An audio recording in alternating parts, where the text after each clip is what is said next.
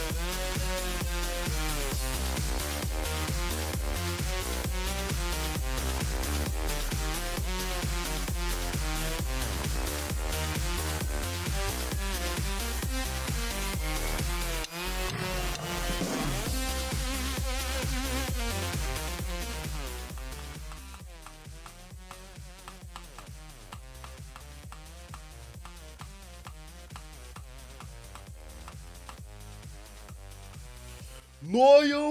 Noyo! Noyo! Yes! Yes!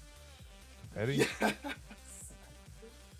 Oh my god, Jesus fucking Christ! Acho que eu...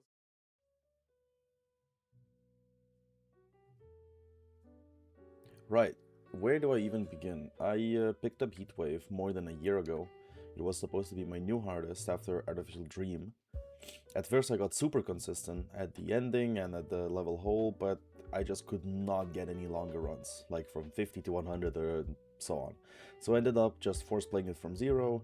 Eventually I flew to 75% and never got any other progress, so I ended up dropping the level. Eventually I picked it back up and ended up beating it with a few unlucky deaths at 80%. I'm gonna do this new thing with the levels I beat where I explain how I felt about each part of the level and what I thought their difficulty is, just so people that might want to go for these levels know what to expect. Okay, Heatwave. So it's an easy to medium tier Extreme Demon. Apart from my old attempts, I found the level to be fun and consistent apart from a few spots. Took me around 11,000 total attempts to beat, but I'm just bad, so it would have been way less. I've seen a lot of people complaining about this level over its bad transitions, or imbalanced gameplay, or outdated visuals, but again, apart from like one or two places, I didn't have any kinds of those issues.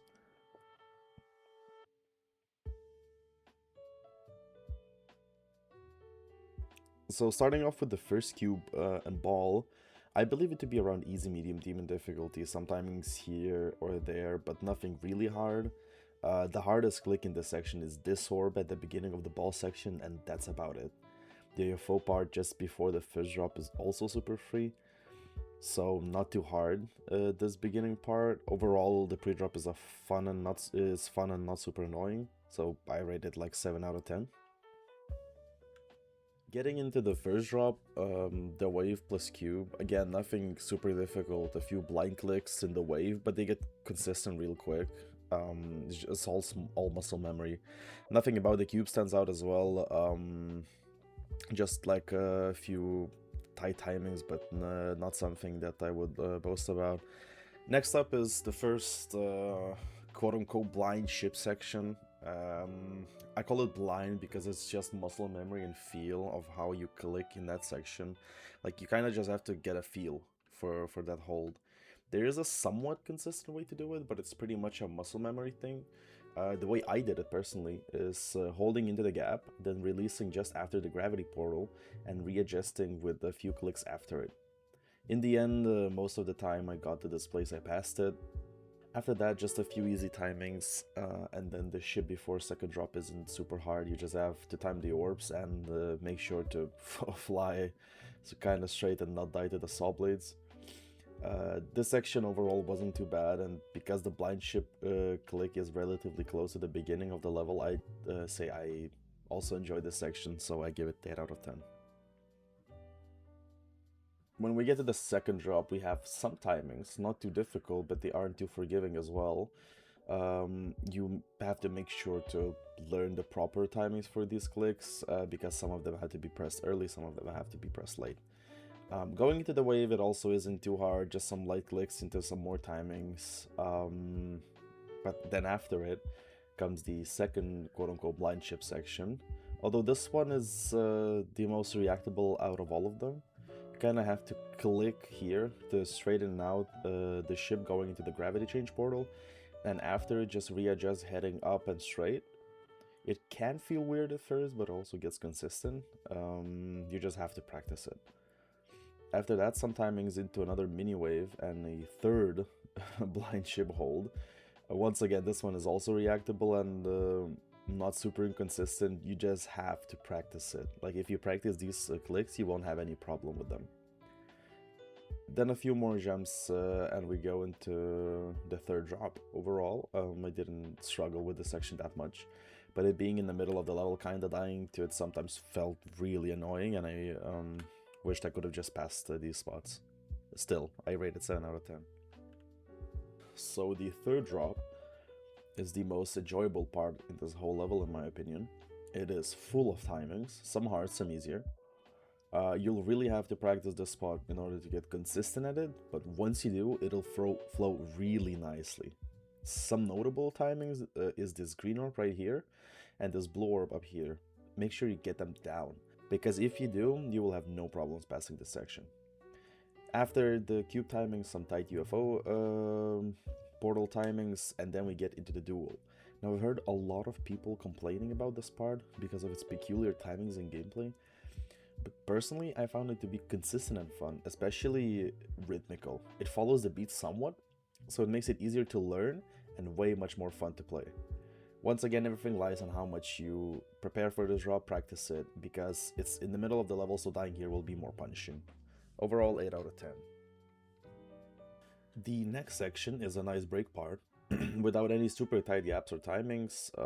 The hardest part in this section is the ship entry, which I swear every person that I've seen on the planet Earth does it differently. Some click the pink orb, some click the red orb. I personally click the red orb.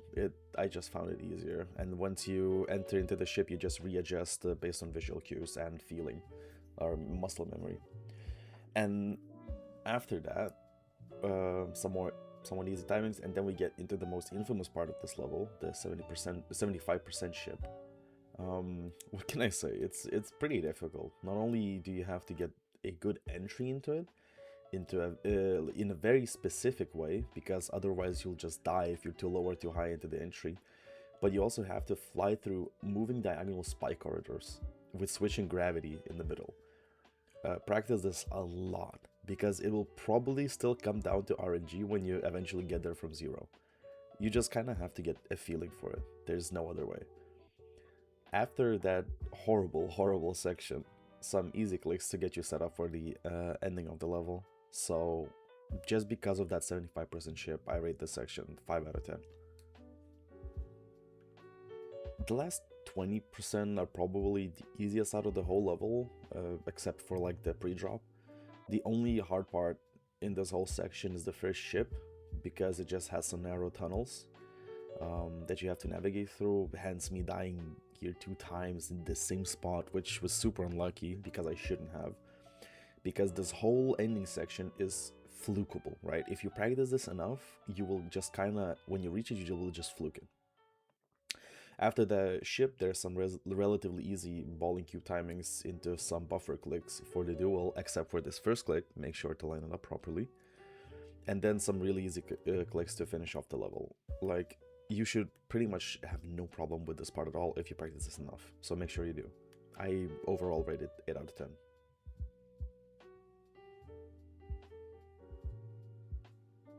And that's pretty much Heatwave. If you want a good medium tier extreme to get you into playing those kind of levels, I would definitely recommend it. because in my opinion it's fun, not super outdated, and it's pretty challenging. Every person, you know, finds the level to be enjoyable, not enjoyable on their own. It really depends on personal preferences. So make sure you practice it before deciding to actually go for it, because sometimes not all levels will fit you.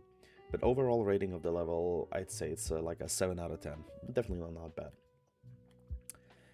Anyways, expect more videos like this in the future, probably, or just some videos not related to GD in general. I kind of want to get back into this niche hobby of mine, so I'll try to upload, actually, I'll try to upload at all, right? But that's it for now, Sprinklers.